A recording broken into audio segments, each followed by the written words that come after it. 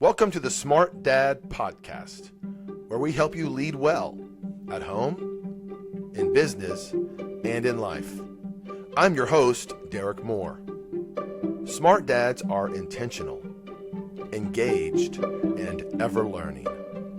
Whether you're a seasoned dad who's been through it all, a new dad still figuring it out, a supported dad with a great woman at your side, or a solo dad carrying the load alone, this podcast is for you. No matter your background, your challenges, or your goals, fatherhood is a journey of growth, and we're here to do it together. Each week, I'll share insights that I've garnered throughout my life of raising kids, building businesses, and leading others. I'll definitely share some failures, some successes, and I'll even be able to show you tools and strategies that you can use to become a smart dad in your own life. Howdy, smart dads. Derek Moore here, your Texas coach for changing lives through education and fatherhood. We're in a mini-series right now, a 3-part series on raising kids. Last week, we focused on raising girls in an all-girl house, raising daughters, those sweet princesses who steal our hearts. Today, our focus is on the all-boy house, boys. Are they different? Do we just say they're different? Well, let me ask you this, dads. Would you rather be a warrior in a garden or a gardener in a war? Now, you may have heard that question before, but picture a warrior, sword sharpened, standing in a peaceful garden, ready to get to work. Now, picture a gardener, a trowel in his left hand and a shovel in his right hand, stuck in the middle of a war zone. Which one thrives? It's not even a question. That's the challenge of raising boys in 2025. Our world is filled with screens, soft chairs, comfy couches, and really short attention spans. If you think back to the first man, Adam, he was created in the wilderness, but placed into the Garden of Eden.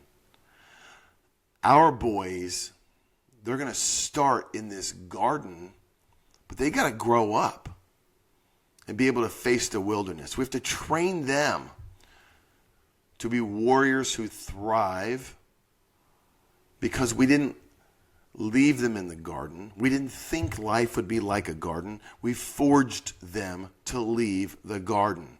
Now, I've raised 4 sons, each one very unique, but each one needing a forge. I got one more left to raise. He's only 10. 8 years left. Let's talk about the garden in 2025. It's not the flowers and the calm and the butterflies I'm talking about. It's the place we're raising kids. We're bringing kids into the world. It's packed with entertainment. It's packed with fast food, fast internet, but slow maturity. I mean, it's nice on the surface, but the thorns are real, dads.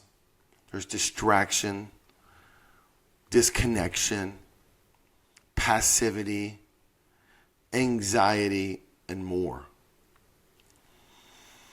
So I'm not saying I've done it right, but I'm just going to tell you what I've done in my house. We've built rhythms to forge boys into men. Because honestly, a garden just by itself isn't going to do it. It takes intentional training. It takes dads laying out a plan and executing. So let's talk about elementary school, middle school, and high school kids. I don't know where your kids are, but for my elementary school boys, when they were that age, sleep was non-negotiable. I could not stand my boys if they were sleep deprived. Early to bed, late to rise. That was my motto. It's about health, not about rules. If you remember Vince Lombardi, he said, fatigue makes cowards of us all. They start the day, they get their schoolwork, they get out of school, they come home. Even at that age, anything they have to do comes first. They watch the older brothers set the pace. So it's expected. We've got a lot of positive peer pressure from the 4 older brothers. There's no drama here. It's every day. It's all the time. Get your work done. You need a little snack first. I get that. You want to change out of your clothes, your uniform, whatever you wear. I get that. Get your work done. The sun will still be up. Then you can play basketball, football, soccer, running, lifting, hauling stuff, cleaning. You can work on your theater lines. You can practice your debate. You can do something that's actively using your mind and body. Now, I grew up in the 80s. My dad grew up in the 50s. In the 80s, we were able to, in fact, we were locked out of the house and run wild in the streets until the street lights came on. That freedom does not exist generally in our culture today. But my house, we don't have screen time on school nights.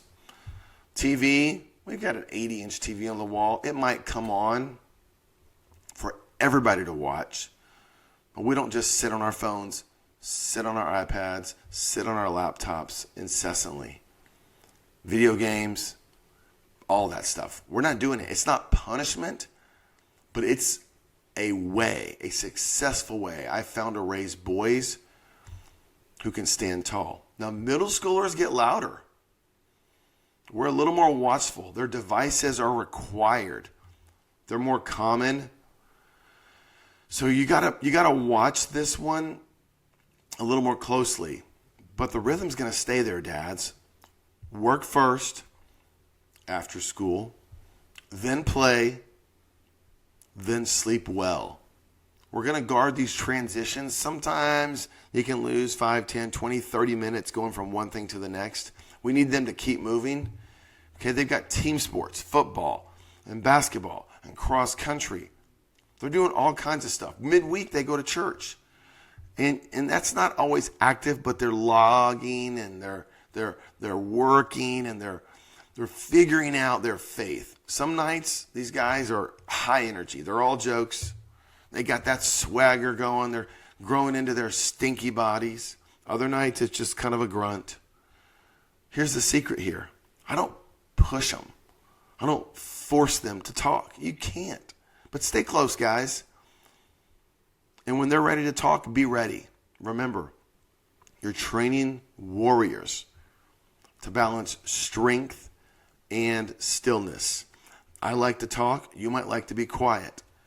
Sometimes I need to slow down and be quiet. Sometimes you need to speak up and talk. Then they get to high school. I don't know about you, but a lot of folks are pretty tense about high school. I'm actually, to the surprise of most people, relaxed about high schoolers. I give them a lot of latitude, probably more than you think, but they've earned it. I ask them 2 things. I want to know, where are you? You can text me. You can share your location. I'm going to call you. You answer your phone. And then at night, I'm going to ask you, are you sleeping enough? They know the conversation. They know their bodies. They know their beliefs. And then they get to go out. They get to be tested. They get to stumble. But that's okay. Dads, we want them to stumble when they're at home. Again, one firm rule I've had since the 1990s, no screens in bedrooms. For the kids, we just don't do it, no matter their age. No TVs in your bedroom, no laptops, no iPads, no cell phones, nothing. We're not raising boys to get them out of our hair or to make sure they're happy. We're raising men to stand firm. I want them ready to leave the garden, face the fight, have their strength there that they developed while they were at home. So I got to tell you, my second born, he's been a sports junkie since he was a year and a half old. He could dribble a soccer ball across multiple fields, maintaining control without falling down at 18 months. We've lived for sports. We've watched on the TV, NFL, NBA, MLB, NCAA, basketball, football. We've gone to NFL games, NBA games, MLB games, NCAA basketball. We've even flown across the country for the Elite Eight.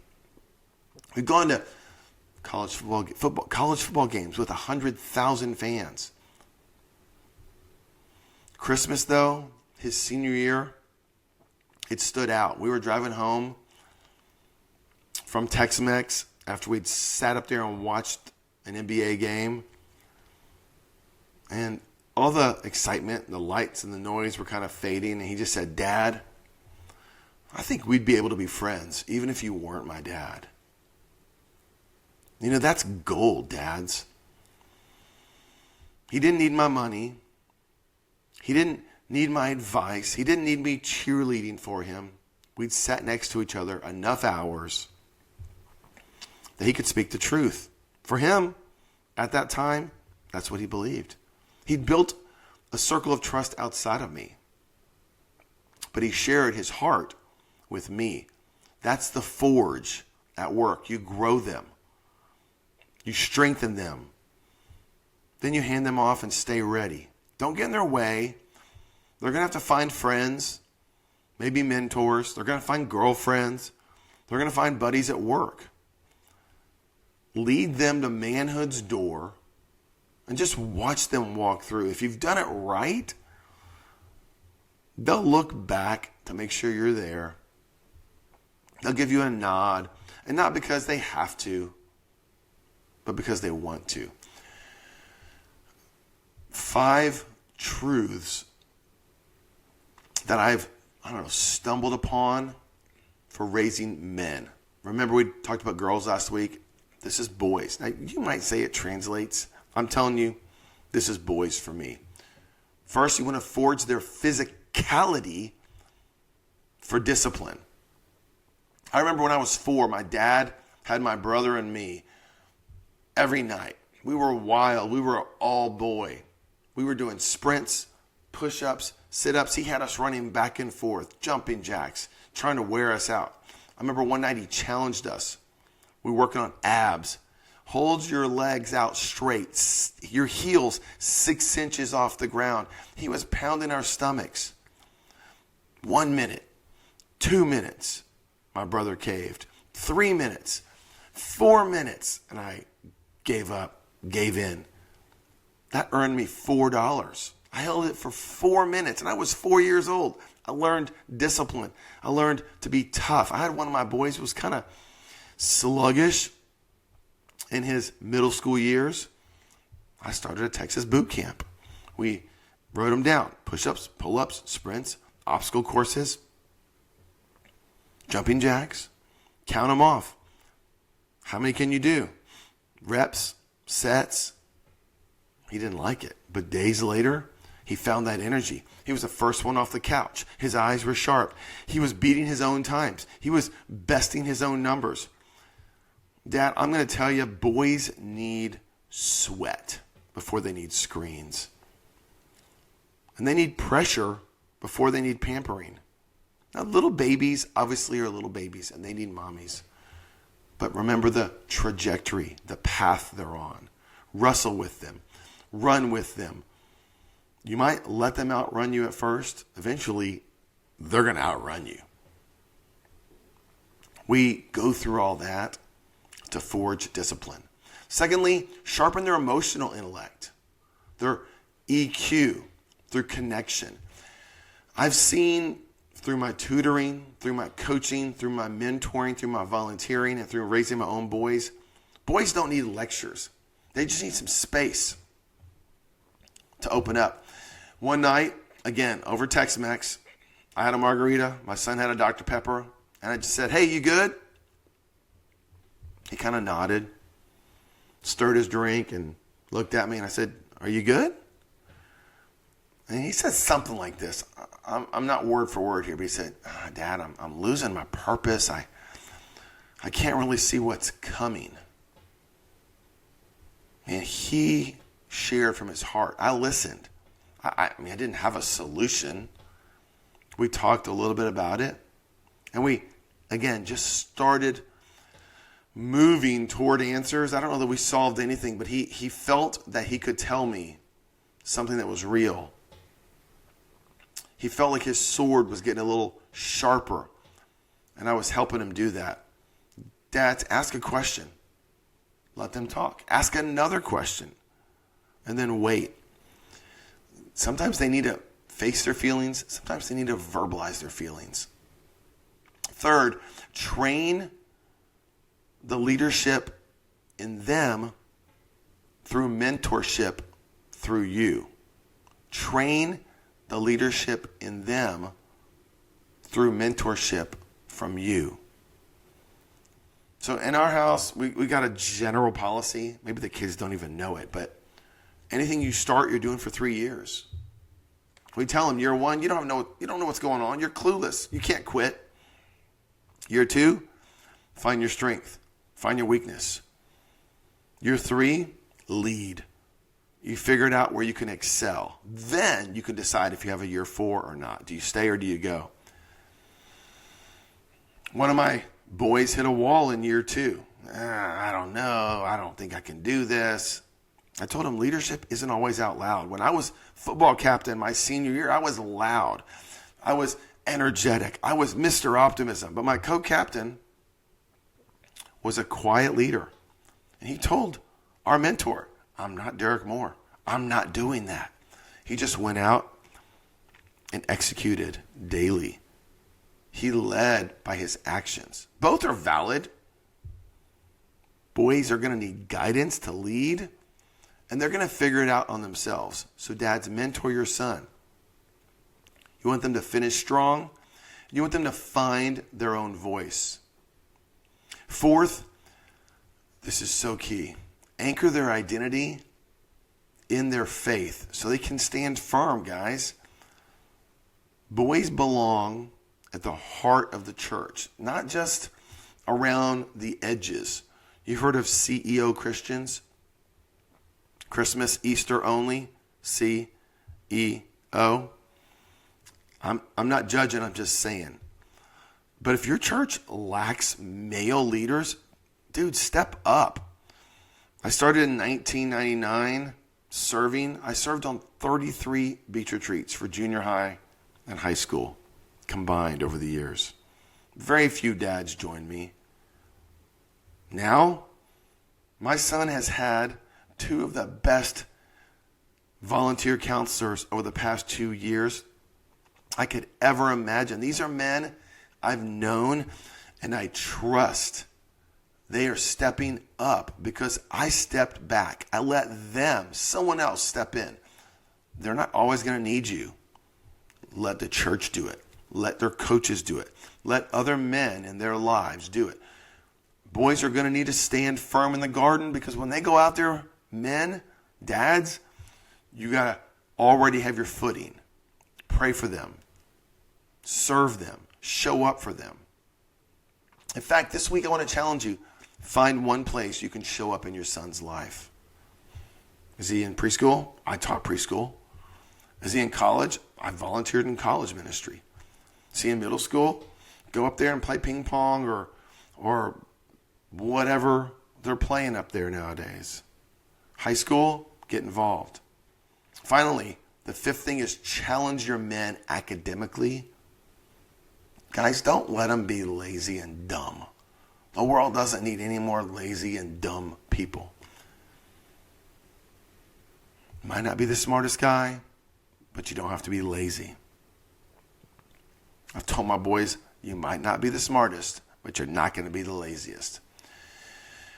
When they're at school and they have multiple choice tests and word banks, I tell them that's too low of a bar. One of my sons was complaining about a history test. I said, fine. You don't know your stuff? It's too hard? Here's a blank sheet of paper. Write every vocabulary word for this chapter, for the chapters on this test. Write every person this test covers. Write every event, the highlights from this test before you take the test. He struggled. He said, I don't know. I can't do it. I said, okay, fine. Define them. Describe them. Dig them up. Look them up. We drilled. He did it. Now I said, now memorize them. He did it. He said he had it. Then I gave him a blank sheet of paper. I said, write all your vocab words. Write all the people. Write all the places. Write all the events. Now define them. He did it on a blank sheet of paper. When he walked in on test day, guys, that was a breeze. I call that the blank page test. If you can fill a blank page out with everything you know, you're going to be just fine. If you remember, Bill Cowher was the head coach for the Pittsburgh Steelers in the NFL. I remember he told a story, and he said his players loved Sundays. Sundays were only 3 or 4 hours of work. Sundays were like a day off because practices Monday through Saturday were so hard. If you train your boys hard academically, school should be easy. Train them to the level of the blank page test. I bet they'll be stronger for it. So dads, here's the deal. Those are 5 points. You're a dad. That's the bottom line. It's a unique calling. Your boy's got to have you in his life. You're not an option. You're not an afterthought. You can't be deleted. You're the forge for the boy in your home. He might be a bucking bronco who's testing every square inch of the wood, keeping that pen together. He's listening for a little weak spot, for a crack. That's all right. The world's tough, but he'll learn it in the pen. Your boy is strong. Shape him at the right pace. Don't soften him, but don't break him. Can you set standards in your life, in your family? Can you show up? I don't know that I knew what I was doing, but when my son said, I think we could be friends, I knew he'd crossed over into manhood. Not because he made some magical statement, not because he had to, but because he wanted to. That's your goal. Faithful fatherhood until you're done. Ephesians 2 verse 10 says we are God's workmanship created in Christ Jesus to do good works which God has prepared in advance for us to do. Your work is forging a warrior who thrives in the garden and goes ready for war. Care fiercely about your son. Remember this trite expression, but I say it a lot because it's true. People don't care how much you know until they know how much you care. Your son is the same way. Pick one truth this week. Find that truth. It can be something simple. Like, son, you're going to have to go to work one day. Son, you're going to get fired one day. Son, you're going to have this happen one day. Grab Tex-Mex. Grab a sandwich. Grab an ice cream. Whatever you do. Ask one question. Then ask a second question. Maybe you need to let him lead a prayer. Train him for the blank test of life. Smart dads, this is sacred ground. You're raising warriors. These guys are going to be the future of our country, of our world. Future husbands, future dads, future coaches, future leaders, and future builders. So here's your takeaway. Pick a single truth this week. Make learning real. What do you want to pass on to your son this week? Remember, your values are caught, not taught. Show up, live your life, and love your son. Next week, we're going to tackle mixed sex households. How do you raise boys and girls in the same house with the same love, but different strategies? Thanks for joining me this week. I'm Derek Moore. Now let's go out and be a smart dad today. Dads, you've got this. Let's do it together. Thank you for joining us on the Smart Dad Podcast. Be sure to hit subscribe so you never miss an episode. For resources, links, and more, check out the show notes. Also, if you like what you heard today, please leave us a 5-star review so other dads can find the podcast and be the dad they are meant to be. Now go out and be a smart dad today.